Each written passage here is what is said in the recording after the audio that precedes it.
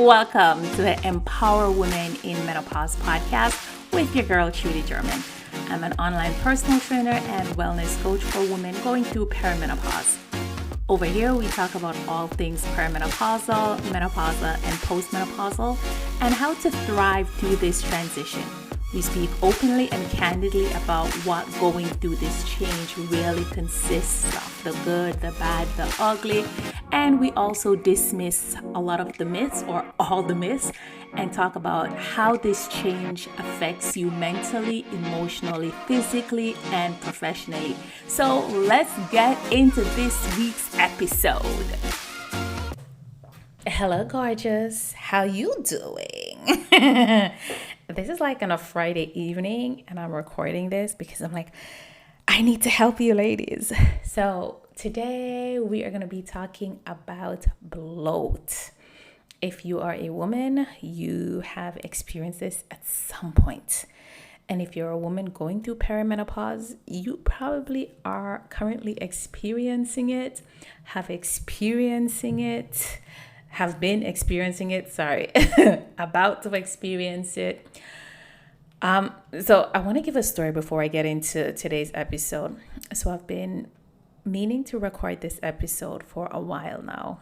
And a few weeks ago, I was really going to record it. And it was a beautiful day in Toronto. And I have these rings that I always wear. And the rings, as I said, I've always worn them. They were like 4 rings. And I put one on in the midday on my index finger. And at night, before I shower, trying to take it off, the ring would not come off. I was on the phone with a friend of mine. He was like, just go to sleep. Your body's retaining water. Go to sleep. Next morning, you get up. It should be okay. I slept through the night. I got up early in the morning, like 4:30, between 4:35. Looked at my finger.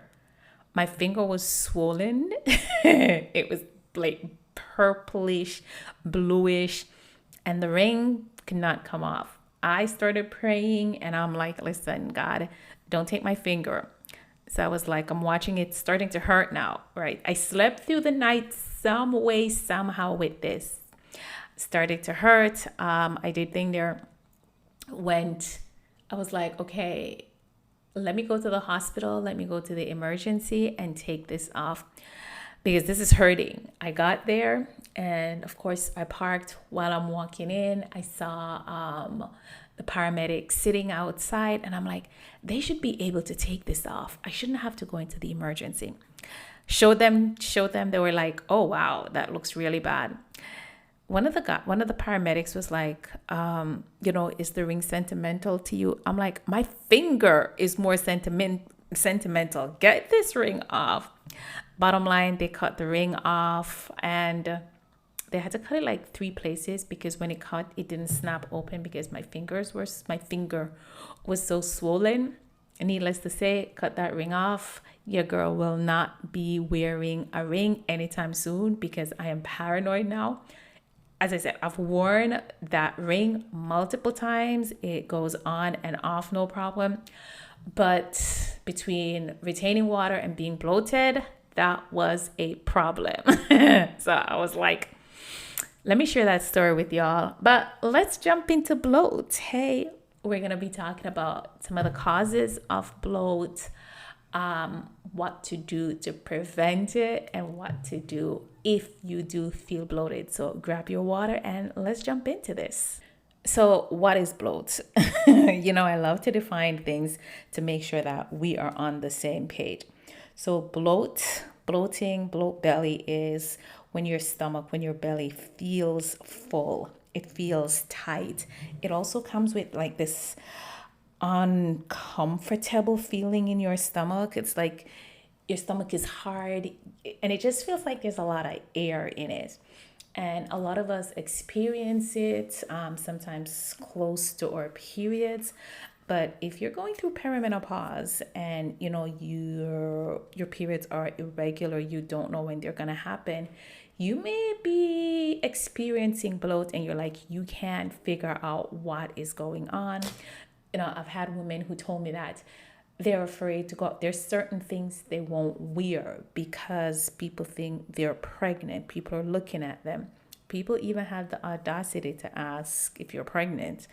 And a lot of women are conscious about this because, we live in a society where we're supposed to have a flat stomach as per society's guidelines.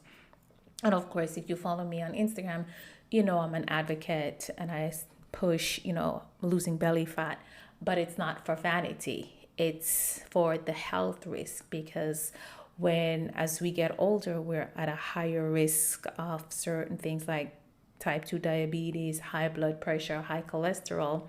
And if we have 35 inches or more of belly fat, like if our waist is 35 inches or more, then it increases your chance of those diseases that I just mentioned. So sometimes that's another reason why, you're like, I want to have a flat stomach, and feeling bloated once in a while or even regular, it's very uncomfortable. I get the feeling sometimes and I hate it. It feels gross. It's just horrible and no one wants to experience it. Oh, can you do me a favor? I have said this before on other podcast episodes, but if you're new here, hey, could you pretty please, rate and write a review of my podcast, wherever you listen to it. I am really trying my hardest to get this podcast out to more women, and because I really want to help y'all. And to do that, you rating it and reviewing it would really, really help me. So if you don't mind, could you take a few minutes once you've listened to this or other episodes and just drop how you truly feel, how the podcast has helped you, all right? Some of the things that you may experience also when you're bloated is, of course, you may feel or hear rumbling in your stomach. You may feel gassy, burpy, and of course, flatulence. It's just a very awkward feeling. Now, if you're going through perimenopause, you may find that you experience this more and you're wondering what is going on. You may even go to your doctor and your doctor run tests and they're like, you're fine, you're normal, nothing's wrong. But I'm going to tell you some of the reasons why this happened and of course what to do about it. So one of the biggest reasons you experience bloat during perimenopause is the shift in hormone. Remember, your hormones are changing. Estrogen is changing. And once again, ladies, estrogen is not just the sex hormone.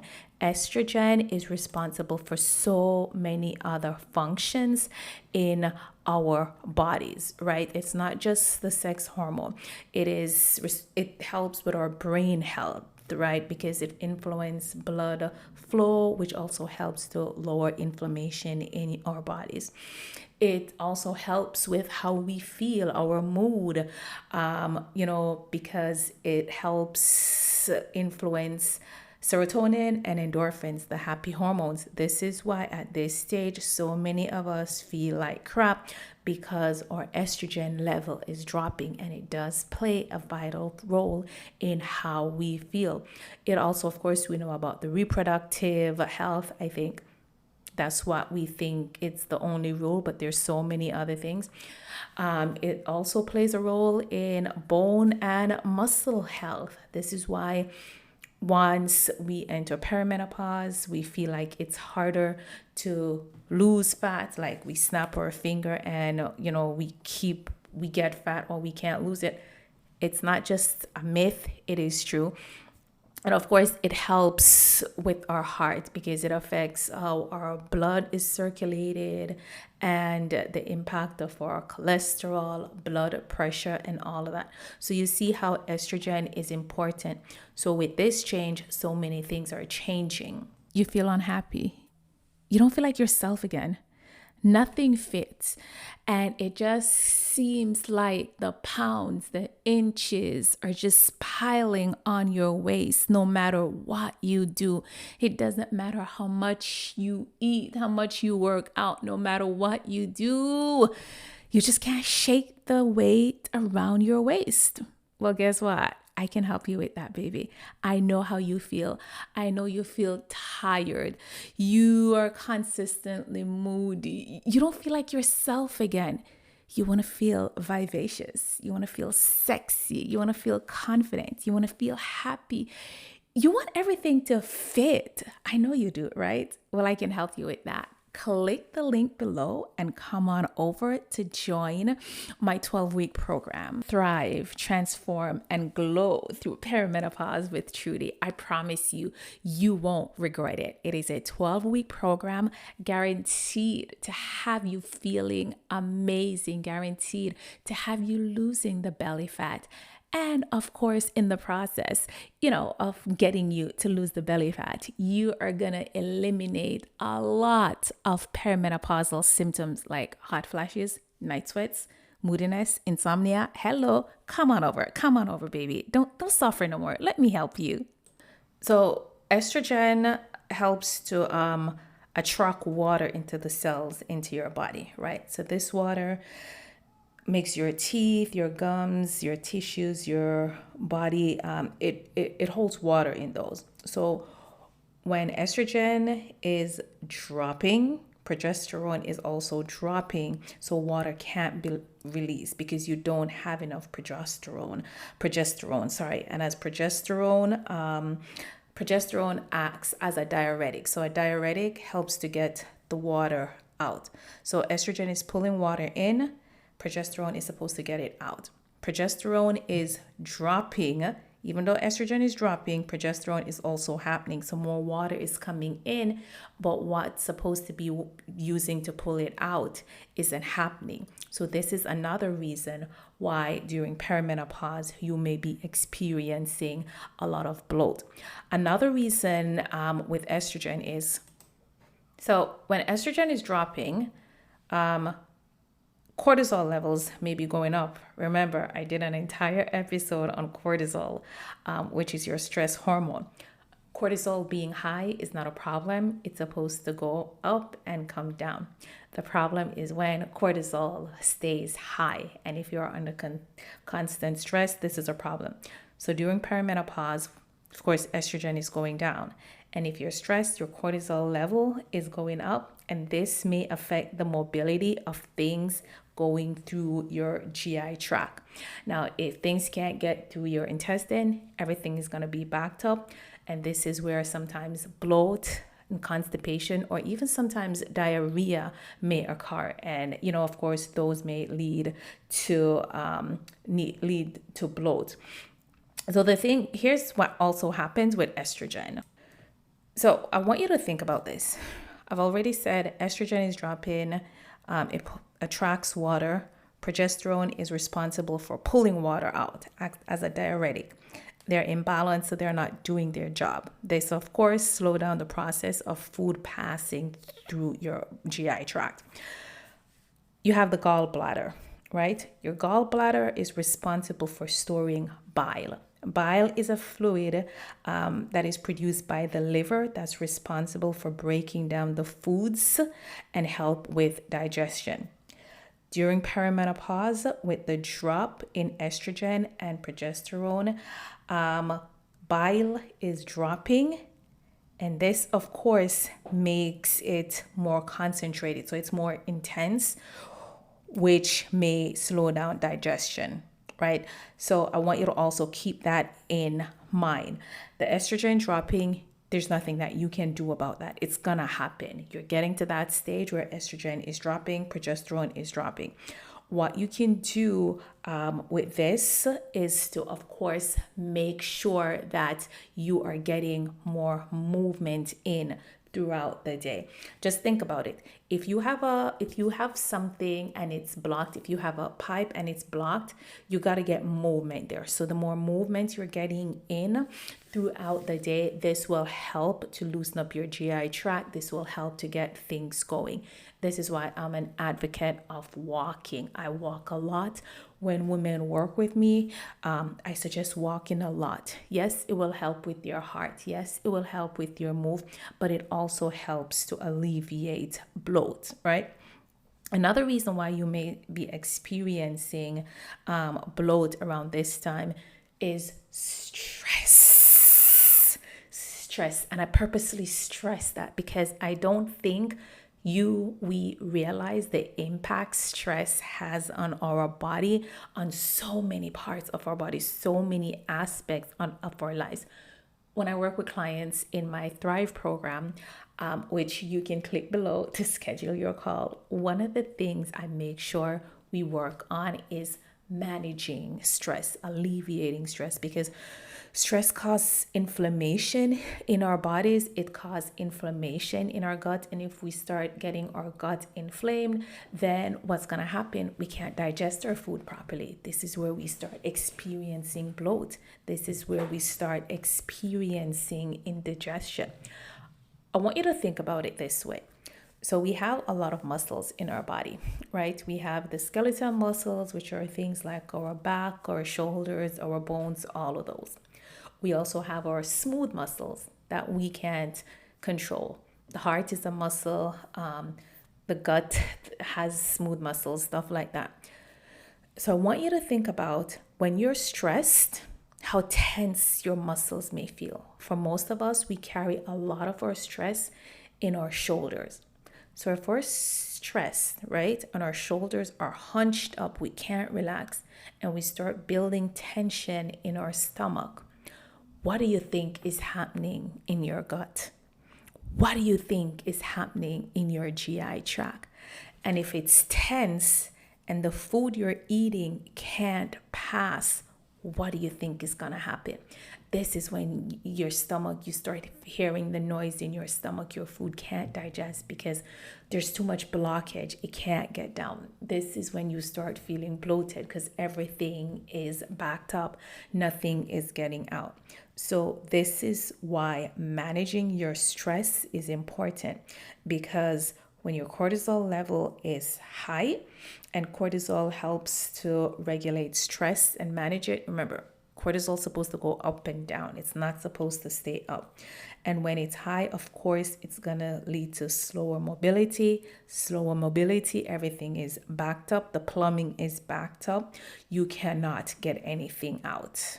Hey, I know you're here listening to the podcast and I appreciate you, but you may be listening and maybe thinking you don't want to wait an entire week for another episode to drop. So for that, you can definitely follow me over on the gram and TikTok at Train with Trudy, because I do share tips on a daily basis over there. So Instagram and TikTok, Train with Trudy, TRUDIE. Come on over, hit the follow button.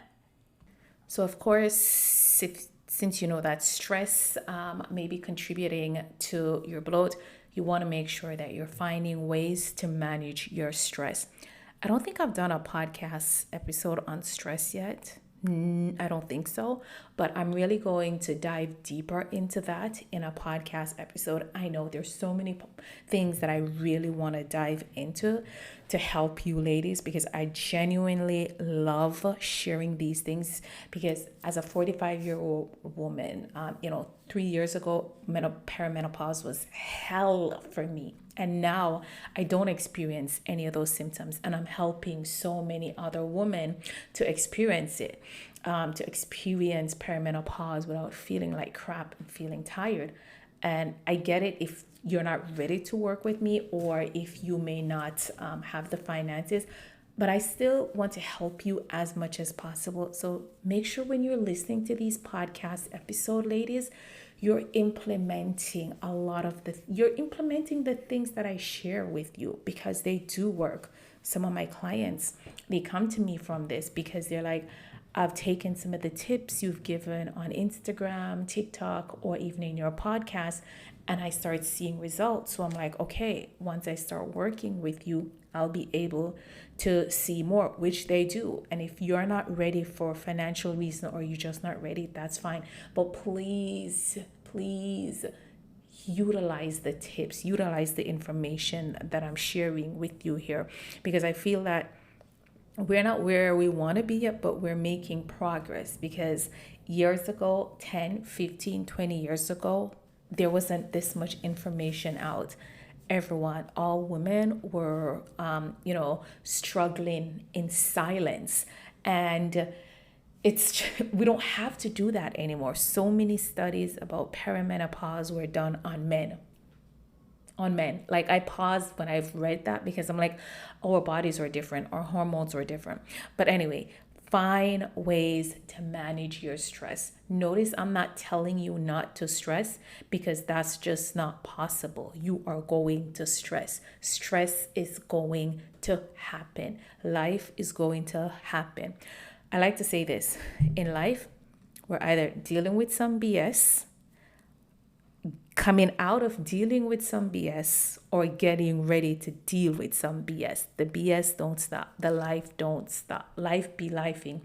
But we have to find ways to manage our stress and stuff like that. A few things that you can definitely do: pick up hobbies. As adults, we don't have fun. We don't have enough fun. We get busy being moms, wives, boss babes, that we no longer do things for fun. We don't play. Pick up hobbies. Spend time with people that make you feel good. Do things that make you feel good, not things that drain you. If you find that being on social media drains you, spend less time on it. Go outside. Pick up hobbies. Those things will definitely help you to manage your stress, right?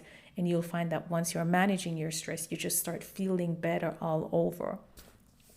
Other things that may be contributing to your bloat during this time could be, I don't like to use the word diet, but nutrition, or, because if you have an intolerance to foods, for example, I am lactose intolerant. So being lactose intolerant means that your body lacks the enzyme required to break down foods you may eat that have dairy in it. So when you have that, you may feel bloated. So some people may experience that with dairy products. You may also experience it with gluten, because not everyone can break that down. And the older we get, the harder it is for some of us to break certain foods down, once again, because we're so stressed. We've been carrying so much stress for how many years, right? So other things, chewing gum. I know you don't want to be out with funky breath, but you can probably use things like Altoids, but gum definitely contributes to bloat. Carbonated drinks, carbonated water, those definitely contribute to it. Using straws contribute to it. Not drinking enough water also contributes to bloat, right? So of course you want to pay attention, and if you realize that gum makes you feel bloated, hey, you be the judge of if you want to walk around feeling bloated when you have gum, or you want to use something else. But other things could be beans and legumes. If you find that those also bloat you, what you can do is, if you're using the canned ones, I would suggest you wash it a few times when you take it out the can, because the canned ones usually have sodium to preserve it. So probably too much sodium may be the problem. If you find that you're also bloated when it's not the canned one, it's the cooked one, beans or legumes, I would say soak them at least overnight before you cook them. Pay attention how that make you feel. Also, if you're having a lot of sodium, so if you're having a lot of processed foods, if you're dining out a lot, if you're having lots of canned or packaged foods, there's a high possibility you are consuming a lot of sodium, and then your body is retaining the water. This I know is what happened to me with the ring. Body was retaining so much water. When your body's retaining water, sometimes your fingers swell up, your ankles swell up, your arms swell up, your face look puffy. So those are some of the signs. But those are some of the reasons why you may be experiencing bloat during perimenopause. I told you why, and I definitely told you, what to do. One of the biggest things I would say is pay attention to your body. Your body tells you a lot. The problem is we're so busy doing everything else that we don't pay attention.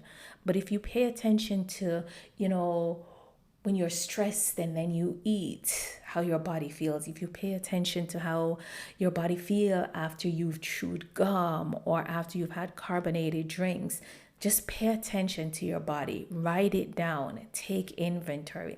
And you definitely want to stay hydrated, because drinking water get things moving. You don't want things to back up.